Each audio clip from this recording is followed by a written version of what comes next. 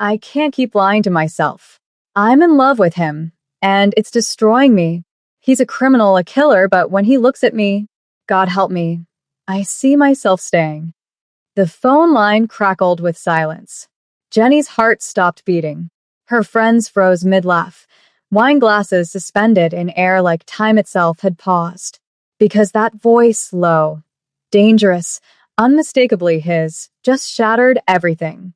Jenny, I'm still here. 3 words. That's all it took to destroy the careful walls she'd built over 3 years. 3 words from Park Jae-hyun, Seoul's most feared mafia boss, the man she'd just confessed loving to her friends. The man who wasn't supposed to hear any of it. And now he knew. Her friends stared at her with wide eyes. Maya's hand covered her mouth. Chioma had gone completely still, lawyer brain probably calculating all the ways this could go wrong. Haewon looked terrified, like she was witnessing a car crash in slow motion. The apartment felt too small suddenly. Too hot. Jenny couldn't breathe. Couldn't think past the roaring in her ears and the memory of her own voice, raw and desperate, confessing everything she'd sworn to keep buried. He'd heard it all. Every word. Every confession. Every weakness she'd just exposed. The call disconnected. Dead air filled her apartment. And Jenny knew nothing would ever be the same again. Welcome to Afro-Korean Love Stories. If you're loving this story as much as I do, then hit that like button and subscribe.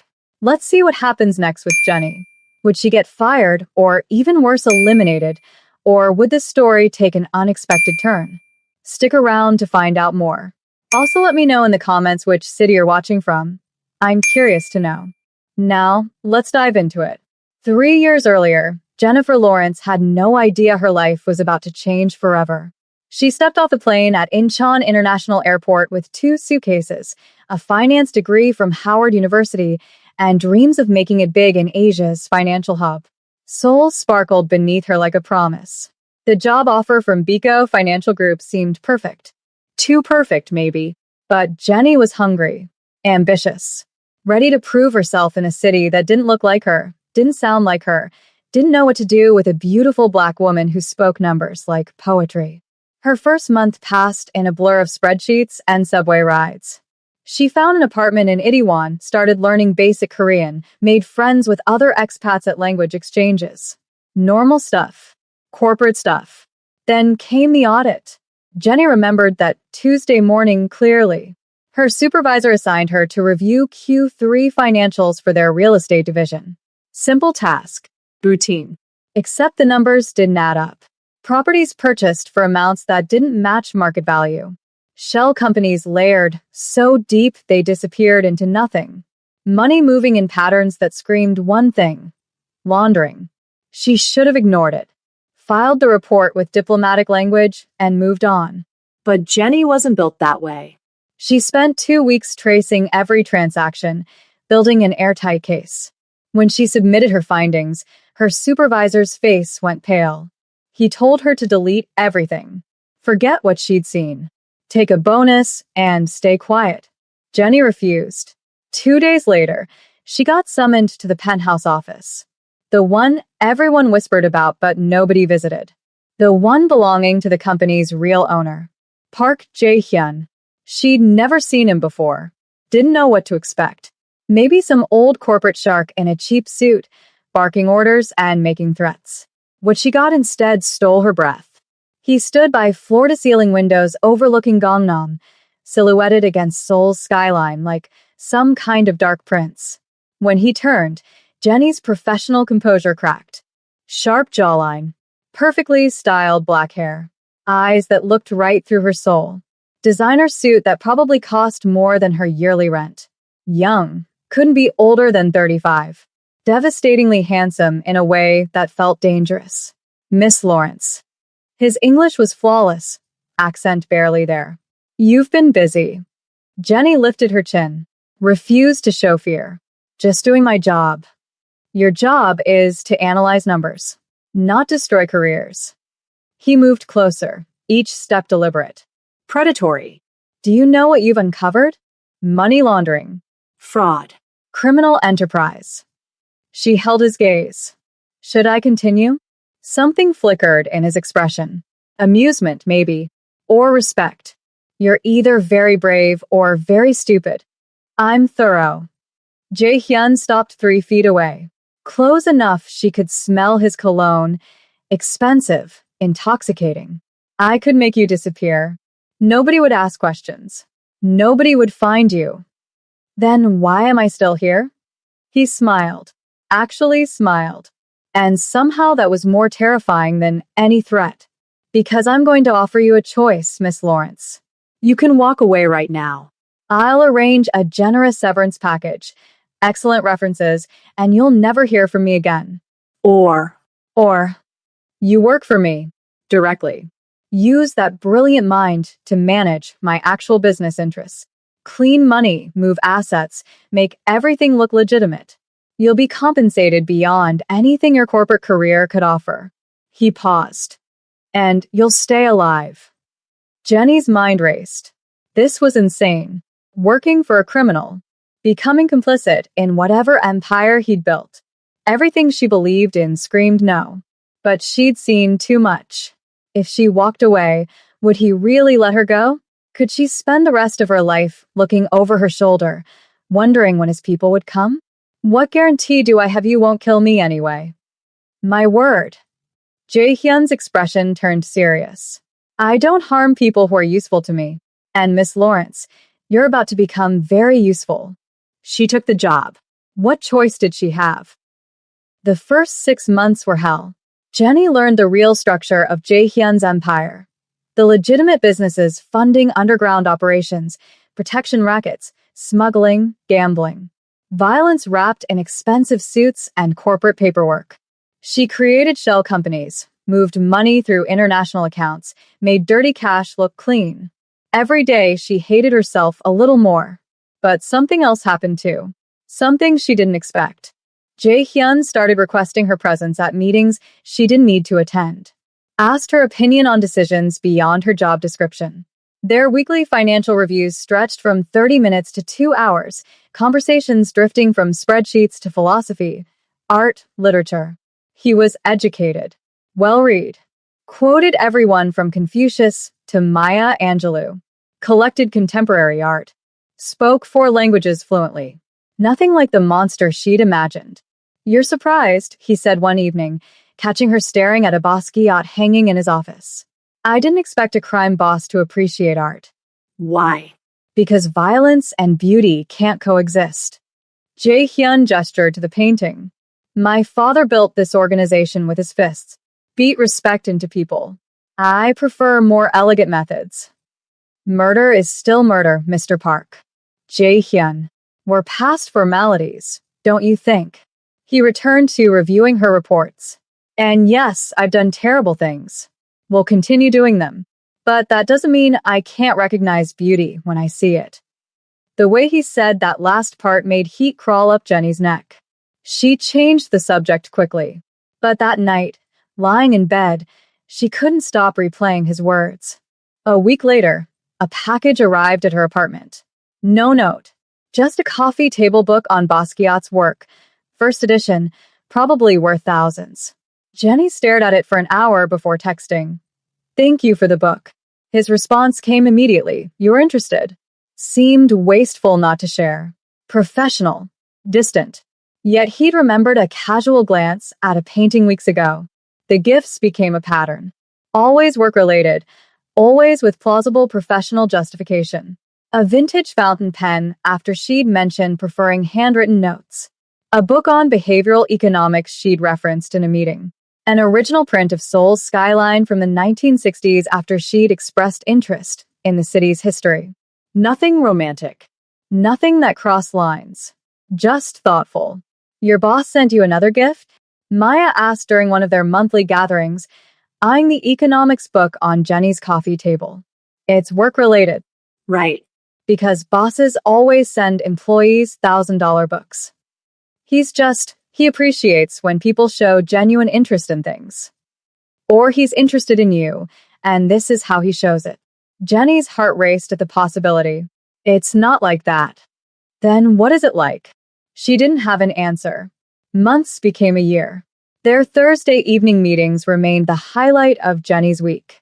Just the two of them after everyone left, going over reports that could have been handled via email, discussing business that somehow always drifted into personal territory.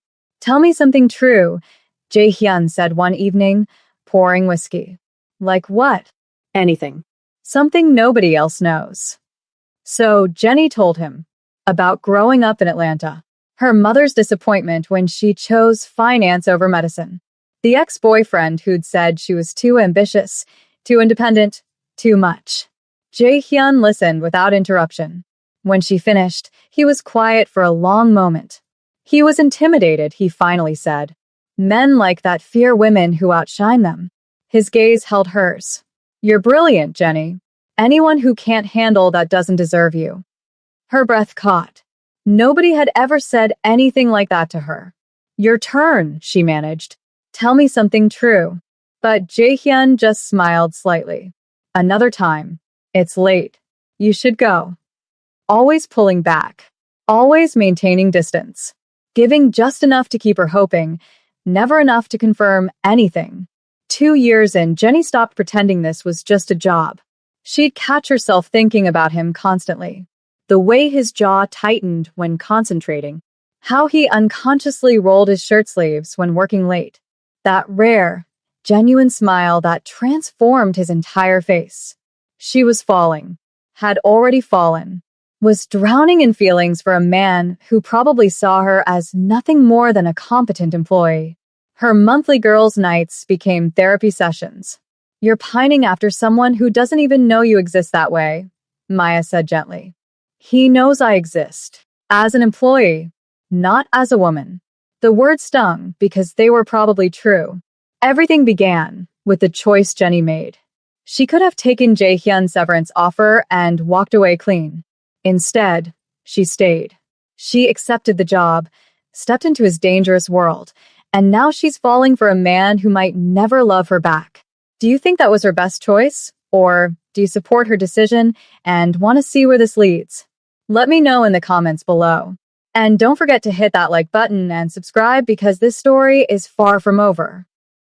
Jenny arrived home to find Maya and Haewon already waiting in her apartment lobby. Their monthly ritual had become sacred over the past 2 years. First Thursday of every month, wine and brutal honesty, no matter how busy life got. "You're late," Maya said, but she was smiling. Traffic in Gangnam was insane. Jenny unlocked her door, ushering them inside. "Plus my meeting ran over." "Let me guess." Haewon called from the kitchen, already pulling out glasses. "Your boss needed extra time to stare at you while pretending to discuss quarterly reports." Jenny's cheeks heated. "We were actually working." "Sure you were." They settled into their usual spots, Jenny in the armchair, Maya and Haewon sharing the couch. Soju and wine appeared like magic. Fried chicken from the place downstairs that knew their order by heart. So, Maya started because she always started. Scale of 1 to 10. How obsessed are you with Park Jae-hyun this month? "Can we not do this tonight?"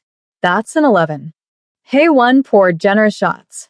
"Definitely an 11. Jenny sighed. These monthly sessions had evolved from casual hangouts to interventions disguised as girl talk. Every month, the same questions. The same concerns. The same warnings she never quite heeded. "I'm fine. We're fine. Everything's fine." "You said fine 3 times, Maya observed. "That means nothing is fine." Jenny grabbed her glass, down the soju in one shot. "Why does it have to be complicated? Why can't I just feel what I feel without analyzing it to death?" "Because what you feel is dangerous," Haewon said gently. "And we love you too much to watch you destroy yourself." "I'm not destroying myself. Aren't you?" Maya leaned forward. "You've been working for a criminal organization for almost 3 years now. You've moved money for illegal operations. You've become complicit in things that go against everything you believed in. And for what? A man who doesn't even know how you feel." The words stung because they were true. "It's not like that," Jenny protested weakly. "Then what is it like?" "Because from where I'm sitting, You're pining after someone who sees you as an employee, a useful asset. Nothing more. That's not fair. Jenny stopped herself. What could she say? That Jae-hyun looked at her sometimes like she was the only person in the room? That his hand lingered when passing her documents? That she'd caught him watching her with an expression she couldn't quite read? Those weren't facts. Just wishful thinking.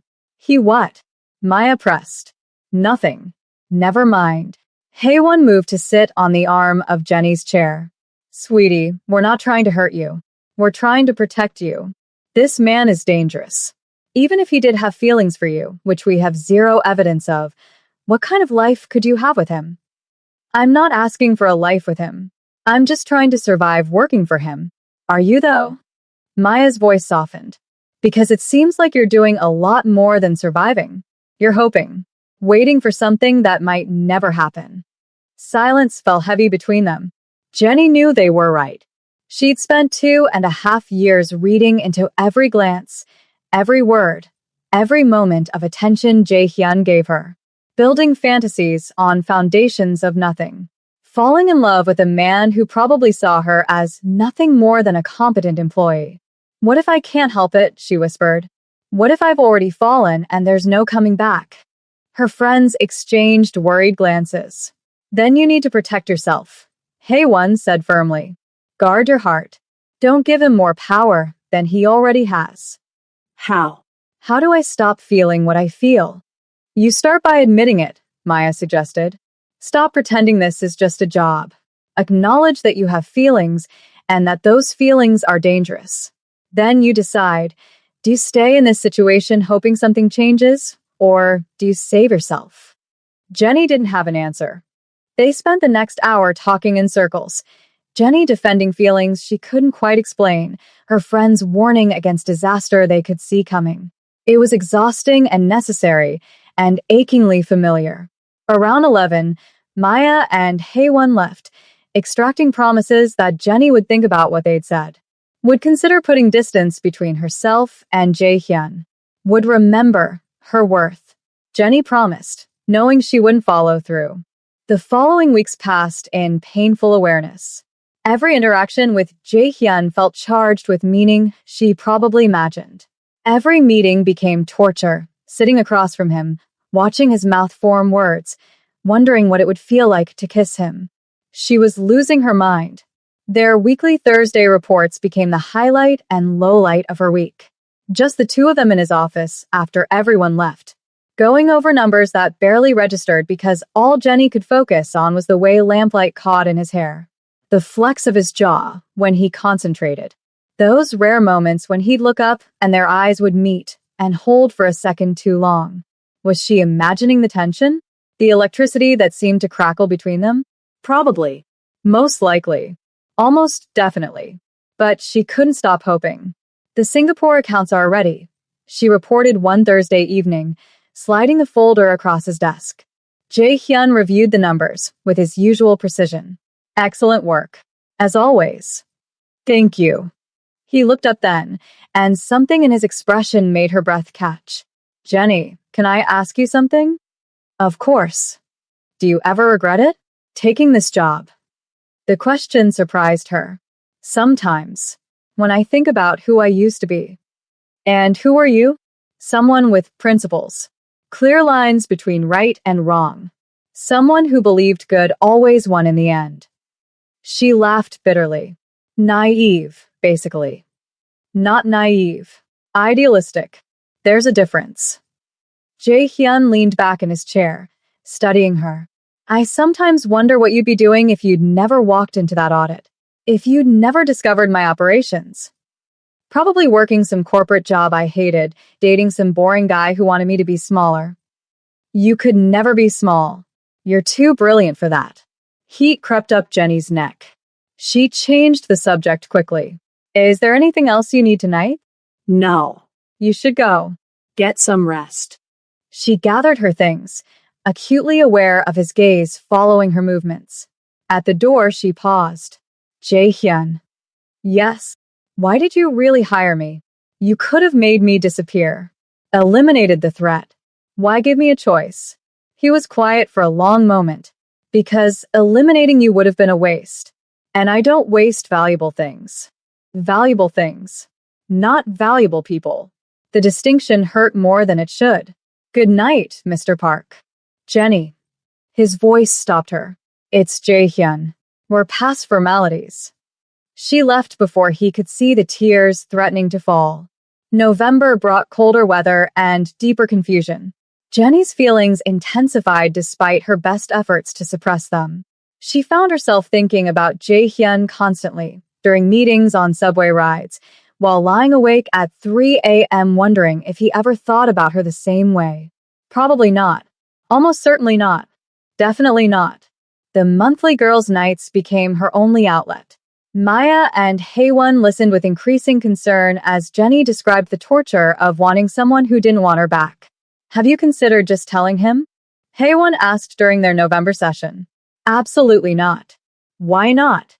At least then you'd know. Because he's my boss. A crime lord.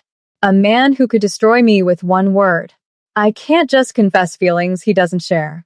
It would make everything awkward and impossible.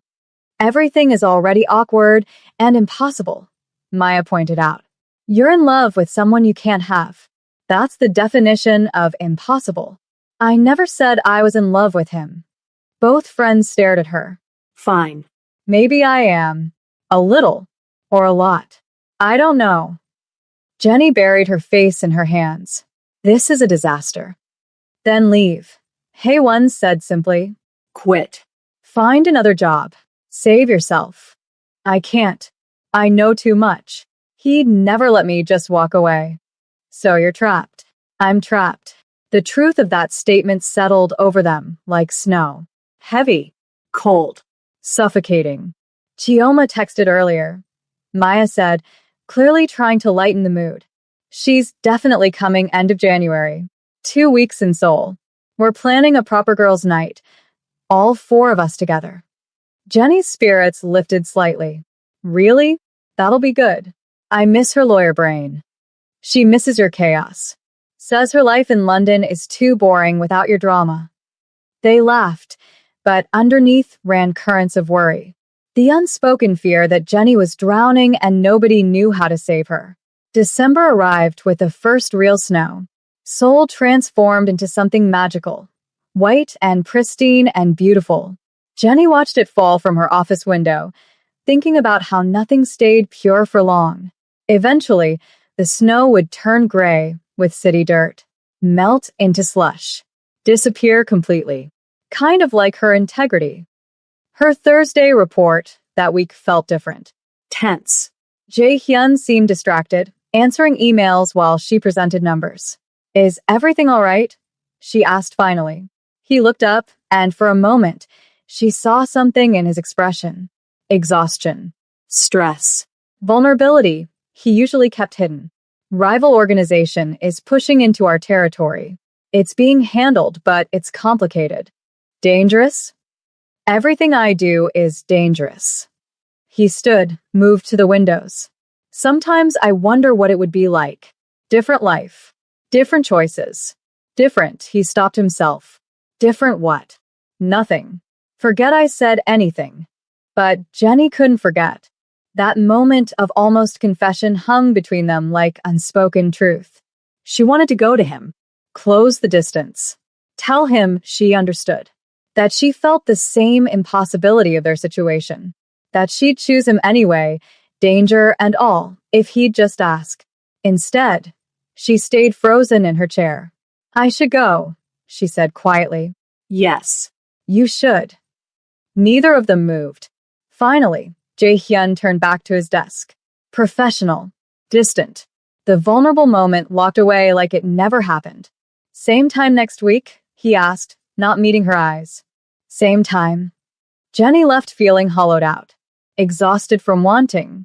Tired of hiding. Desperate for something to change. January brought bitter cold and a text from Maya. Chioma arrives next Thursday. Girls' night at your place. Be ready for an intervention. Jenny smiled despite herself. Having all 4 of them together would be good. She needed Chioma's no-nonsense perspective. her ability to cut through emotional fog and see situations clearly. Maybe Chioma could tell her how to stop loving someone who'd never love her back. The week crawled by. Work consumed her, preparing quarterly reports, managing new accounts, attending endless meetings where Jaehyun's presence made her skin electric with awareness he probably didn't share. Thursday arrived. Thursday evening arrived with nervous energy crackling through Jenny's apartment. This wasn't their usual monthly gathering. This was special. Chioma was finally here. 2 weeks of vacation from her London law firm, and she'd chosen to spend it in Seoul with her girls. Jenny had left work early to prepare, ordered extra food, stocked up on wine and soju, made sure her apartment was presentable. The butterflies in her stomach weren't just about seeing her friend. They were about the inevitable conversation that would happen. All 4 of them together meant no escape. No deflecting. No hiding behind excuses. Around 6 p.m., her doorbell rang. Chioma stood there with her suitcase and the biggest smile. Surprise. Couldn't wait until 7. Jenny pulled her into a fierce hug. I missed you so much. Missed you too, babe. Now, let me in before I freeze to death. How is Seoul colder than London? That doesn't seem right. They settled into comfortable conversation, catching up on Chioma's life in London, the cases she was working, the terrible dating scene, everything and nothing. Maya and Haewon arrived together around 6:30, arms loaded with food and drinks. The gang's all here, Maya announced, dumping bags on the kitchen counter. Chioma, you look amazing. London agrees with you. London is dreary and wet, but the paycheck is nice. Chioma helped unpack containers of Korean fried chicken, tteokbokki, and various other dishes. I've been dreaming about this food for months. They fell into easy rhythm, the kind that only happens with people who've known each other through everything. Laughter filled the apartment. Stories flowed as freely as the drinks. For an hour, Jenny let herself just be present. Just enjoy having her people together. But around 7:30, her phone rang. Jaehyun's name flashed across the screen. The room's energy shifted immediately. All 3 friends noticed, watched Jenny's face transform, soften, brighten, become more alive. It's your weekly call, isn't it? Chioma said, voice knowing. Yes. I should take this. It'll just be a few minutes. Jenny stood, moving toward her bedroom for privacy, then stopped. These were her friends. She didn't need to hide. Actually, I'll take it here. Just give me a second. She answered, trying to keep her voice professional despite her racing heart. Hello. Jenny. Jaehyun's voice rumbled through the line, sending familiar shivers down her spine. I hope I'm not interrupting your evening. No, it's fine. My friends are here, but we haven't really started yet. Good. I wanted to go over the quarterly reports before the week ends. Do you have the numbers in front of you? Not physically, but I remember them. Singapore accounts. Yes. The projections you sent look strong, but I want to confirm the timeline for the next phase. They fell into familiar rhythm, discussing accounts, reviewing strategies, falling into the professional dance they'd perfected over 3 years. Jenny was aware of her friends watching, listening to her half of the conversation, probably judging how her entire demeanor changed when talking to him. She couldn't help it. Her voice softened. Her body relaxed. Just hearing him made everything else fade into background noise. The Taiwan preliminaries should be ready by next week, she said. I'll have concrete projections by Friday. Excellent. That gives us time to review before I travel to Singapore. When do you leave? Monday morning. I'll be gone for a week, possibly longer depending on how negotiations go. A whole week without seeing him. The thought made her chest ache in ways it shouldn't.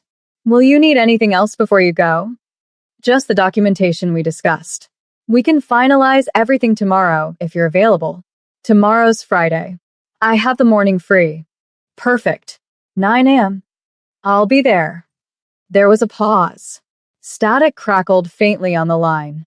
Jenny thought she heard voices in the background, probably his security team or other organization members. He stopped himself. Thank you for always being prepared, for making my work easier. Her heart squeezed. Just doing my job. You do more than your job. You know that. The way he said it, soft, almost intimate, made heat crawl up her neck.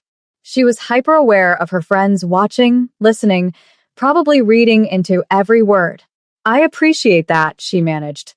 Another pause. Longer this time. Enjoy your evening with your friends, Jae-hyun said finally. I'll see you tomorrow morning. Good night, Jae-hyun. Good night, Jenny. She pulled the phone away from her ear, ready to end the call. Her thumb moved toward the red button, pressed down. The screen went dark. Call ended. Or so she thought. Jenny set her phone on the coffee table, face down, and looked up at her friends. All three were staring at her with knowing expressions. What? She asked defensively. Was that him? Haewon asked, though they all knew the answer. Yes. And you're seeing him tomorrow morning? Maya's eyebrow arched. For work. To finalize documentation before he travels. Right. Just work. Chioma's lawyer voice came out, sharp with skepticism. Jenny, your entire face changes when you talk to him. Your voice gets softer. You smile without realizing it. That's not just work behavior. I'm professional with him. You're in love with him, Maya said bluntly. And, honestly, watching you pretend otherwise is exhausting. Jenny's defenses crumbled. Maybe it was the wine. Maybe it was having all her friends together. Maybe she was just tired of lying. So, what if I am? She whispered. What difference does it make? It makes all the difference, Chioma said gently. Because you're destroying yourself over feelings he might not even know exist. When does this end? I don't know. That's not good enough. You've spent 3 years pining after a man who sees you as an employee, a useful asset. When do you choose yourself? Tears pricked Jenny's eyes. You think I haven't tried? You think I haven't spent every day trying to stop feeling this way? I can't just turn it off. Then tell him, Haewon urged. Actually speak the words. Let him know how you feel. At least then you'll have clarity instead of this endless limbo. I can't. What if it ruins everything? What if he fires me? Or worse? Worse what? He already has all the power. You're already trapped. How much worse can it get? Jenny grabbed her wine glass, downed it in one long swallow. The alcohol burned, but didn't numb the ache in her chest. I'm terrified, she admitted, of losing him, of finding out he feels nothing, of destroying the only connection I have to him. That's not connection, sweetie. That's dependency. Chioma leaned forward, voice soft but firm. You deserve someone who loves you back, who chooses you, not this impossible situation where you love him and he doesn't even know. But what if he does know? What if he feels it too, but can't act on it because of who he is, what he does? Then you're both trapped in feelings you'll never express, which is even sadder. Maya grabbed Jenny's hand. Listen to me. You are brilliant, beautiful, worthy of real love. Not scraps of attention from a man who calls you at night to discuss spreadsheets. It's not like that. Isn't it? Be honest. When was the last time he did anything that suggested he sees you as more than an employee? Jenny thought about tonight. The pause on the phone. The almost confession he'd swallowed. The way he'd said her name like it meant something. But those were maybes. Possibilities. Not certainties. Exactly. Because he doesn't give you anything concrete. Just enough attention to keep you hoping. To keep you loyal. That's manipulation, Jenny. Even if he doesn't mean it that way. The words cut deep because some part of her feared they were true. I can't help how I feel, Jenny said, voice breaking. I've tried. God knows I've tried. But I can't stop loving him. The room fell silent except for the soft music playing in the background. Then Jenny spoke again, voice raw with emotion she could no longer contain. I can't keep lying to myself. I'm in love with him, and it's destroying me. He's a criminal, a killer, but when he looks at me, God help me, I see myself staying. The confession hung in the air like smoke. Her friends stared at her with varying expressions of concern, sadness, and understanding. The phone line crackled with silence. Jenny's heart stopped beating. Her friends froze mid-breath, wine glasses suspended in air like time itself had paused. Because that sound, that unmistakable sound of an active call, shattered everything. No, no, no, no. She'd ended the call. She'd pressed the button. Seen the screen go dark. Hadn't she? With trembling hands, Jenny reached for her phone. Flipped it over. The screen lit up. Active call. Park Jae-hyun. Duration, 8 minutes, 47 seconds. The world tilted sideways. Oh my God, Maya breathed. Jenny. Haewon started. But before anyone could move, before Jenny could process what was happening, a voice came through the phone speaker. Low. Dangerous. Unmistakably his. Jenny, I'm still here. 3 words that destroyed everything. The call disconnected. Dead air filled her apartment. Jenny couldn't breathe. Couldn't think. Could only stare at her phone screen showing call ended, while her entire world collapsed around her. He'd heard everything. Every word. Every confession. Every desperate admission she'd sworn to keep buried. Park Jae-hyun, Seoul's most feared mafia boss, the man who held her life in his hands, the man she'd been in love with for 3 years, knew exactly how she felt. What just happened? Chioma's voice seemed to come from very far away. Jenny looked up at her friends with tears streaming down her face. He heard me. He heard everything I said. Oh, sweetie. Maya pulled her into a hug, but Jenny couldn't feel it. Couldn't feel anything except terror and humiliation and the devastating certainty that she'd just destroyed her entire life. What would he do now? Fire her? Eliminate her for becoming a liability? Use her feelings to manipulate her further? Or, and this possibility terrified her most, would he pretend it never happened? Continue treating her as just an employee, making her confession the elephant in every room they'd ever share? Her phone buzzed. A text message. From Jae-hyun. With shaking hands, Jenny opened it. We need to talk. Tomorrow. 9 a.m. Don't be late. That was it. No acknowledgement of what he'd heard. No emotion. Just a command. Cold. Professional. Devastating. What did he say? Haewon asked gently. He wants to meet tomorrow morning. Jenny's voice sounded hollow. To talk. That's good, right? He wants to discuss it. Or he wants to fire me in person. Or worse. Jenny stood abruptly, pacing her apartment like a caged animal. This is a disaster. This is everything I was afraid of. He knows now, and I can't take it back. Can't pretend it didn't happen. Jenny, breathe. Chioma grabbed her shoulders, forcing eye contact. Listen to me. Yes, this is terrifying. Yes, the situation is complicated. But maybe, just maybe, this is actually good. How is this good? Because you've been trapped in uncertainty for 3 years. Now you'll have answers. Tomorrow morning, you'll know for certain how he feels. One way or another, the limbo ends. What if the answer destroys me? Then we'll be here to pick up the pieces. But sweetie, you're already being destroyed. At least this way, you'll know the truth. Jenny collapsed onto her couch, emotionally exhausted. Her friends gathered around her. Maya holding her hand, Haewon rubbing her back, Chioma sitting close enough their shoulders touched. What do I do tomorrow? Jenny whispered. You walk in there with your head high, Maya said firmly. You own your feelings. You don't apologize for loving him. And you listen to what he has to say. And if he rejects me, then you survive it. The same way you've survived everything else. They stayed like that for hours, Jenny crying, her friends offering comfort and terrible jokes and unwavering support. Nobody mentioned leaving. Nobody suggested she was overreacting. They just held space for her fear and pain and desperate hope. Around midnight, Chioma spoke what they were all thinking. What if he feels the same way? Don't. Jenny shook her head. Don't give me hope. That's crueler than anything. I'm serious. Think about it.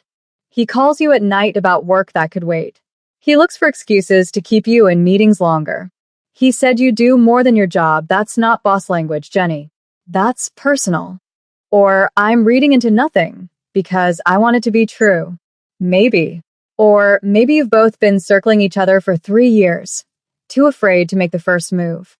And now the move's been made. Tomorrow you'll know. Jenny wanted to believe that. Wanted to hope that the man she loved might love her back.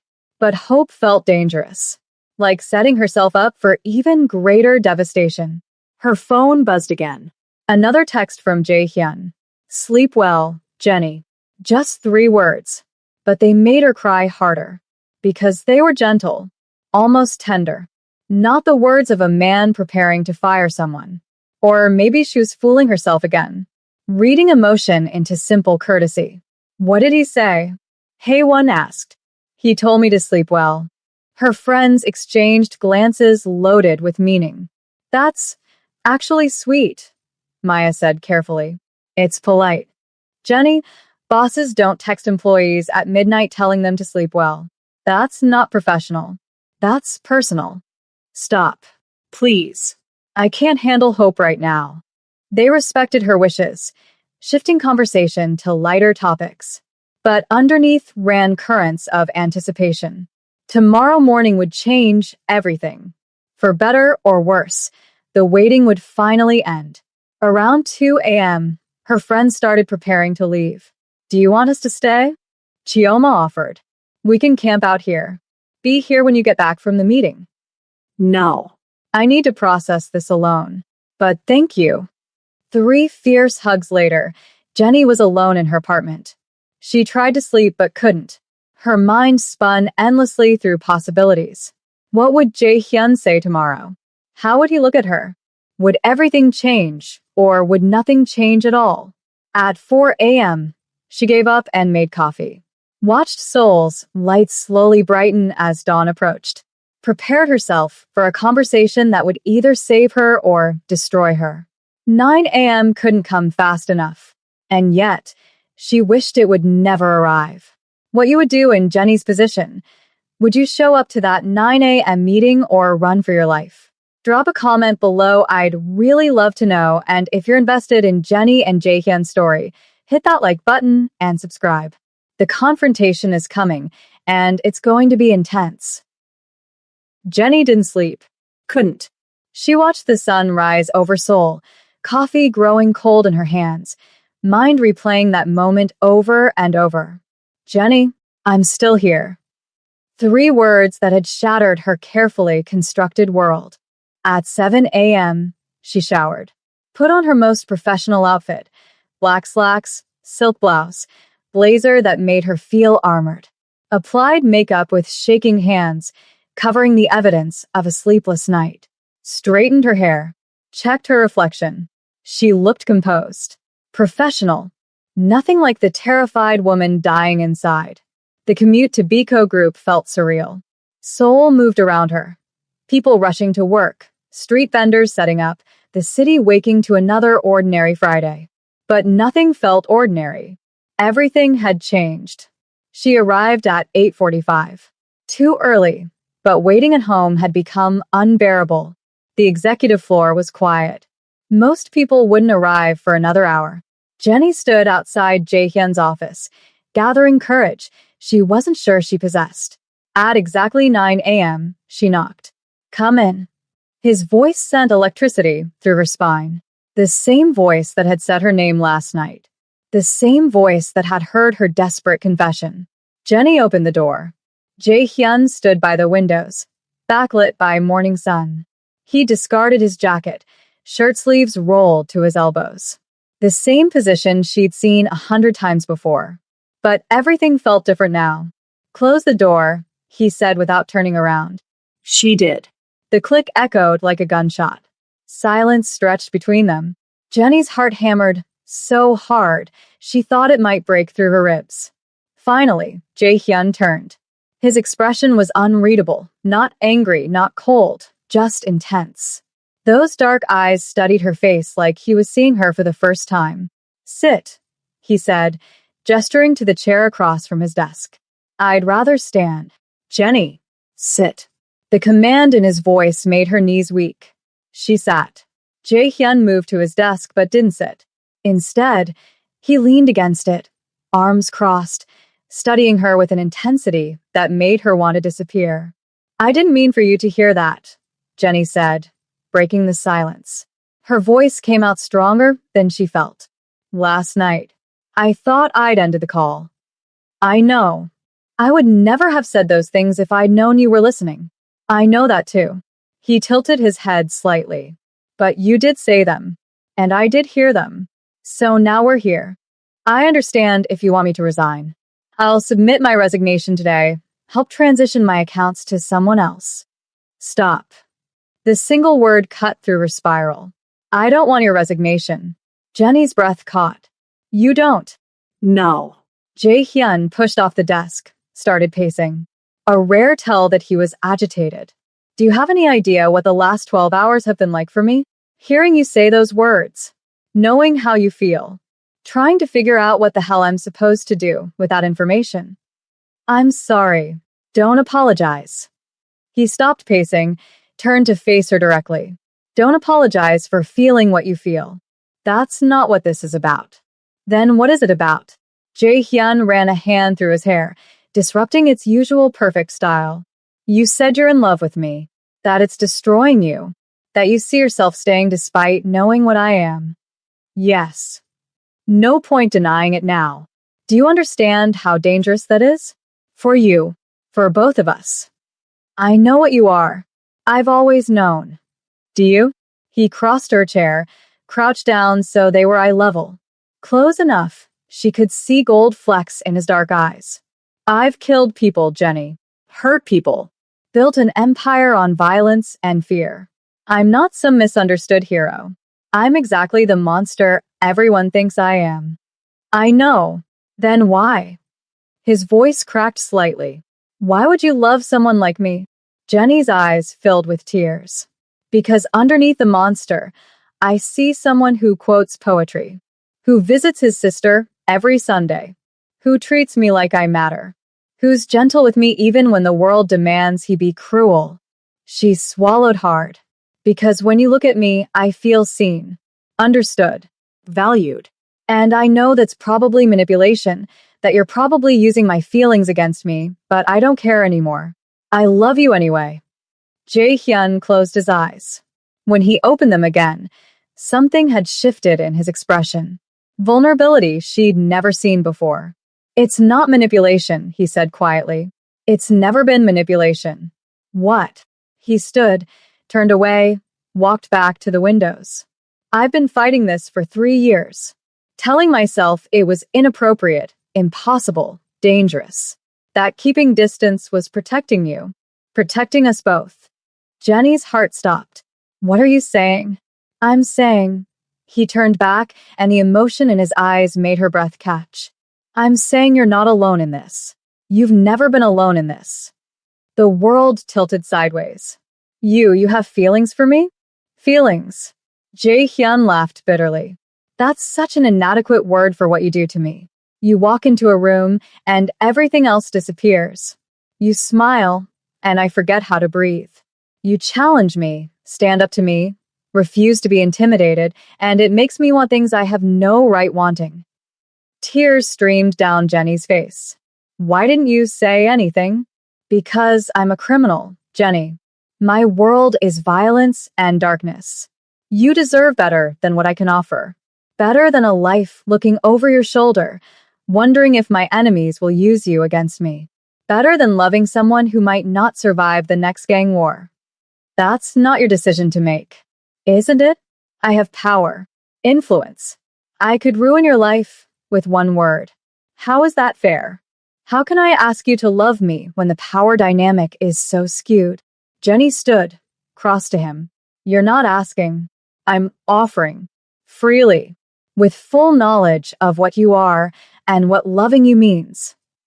You could die because of me. I could die crossing the street.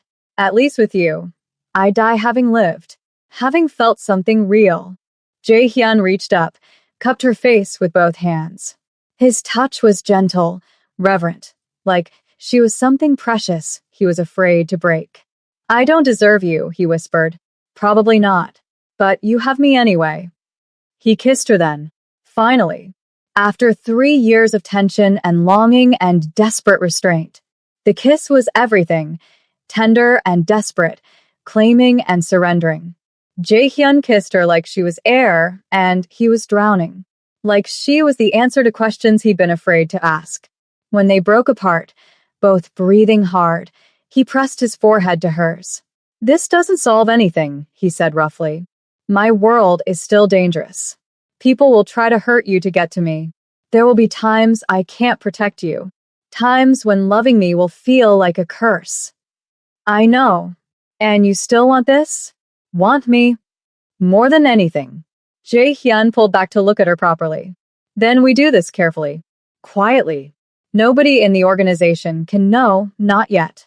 It makes you a target. We keep things professional in public. But here in private," his thumb traced her lower lip. "In private, you're mine. And I'm yours. Completely. That's enough. More than enough." They spent the next hour talking. Really talking. Jae-hyun told her about the first moment he'd realized she was more than just an employee, 6 months into her employment, watching her tear apart a rival's financial strategy with ruthless precision. How he'd started finding excuses to keep her in meetings. The nights he'd driven to her apartment building just to make sure she got home safely, never approaching, just watching from a distance. Jenny confessed her own timeline. The exact moment she'd fallen, 14 months in, when he defended her to a senior member who'd questioned her methods. How she'd spent 2 years analyzing every glance, every word, trying to determine if he felt even a fraction of what she did. All that time wasted, Jae-hyun said, pulling her close. "We could have had this years ago. We weren't ready. I wasn't ready to accept what loving you meant. And now I don't care about the consequences. I just want you."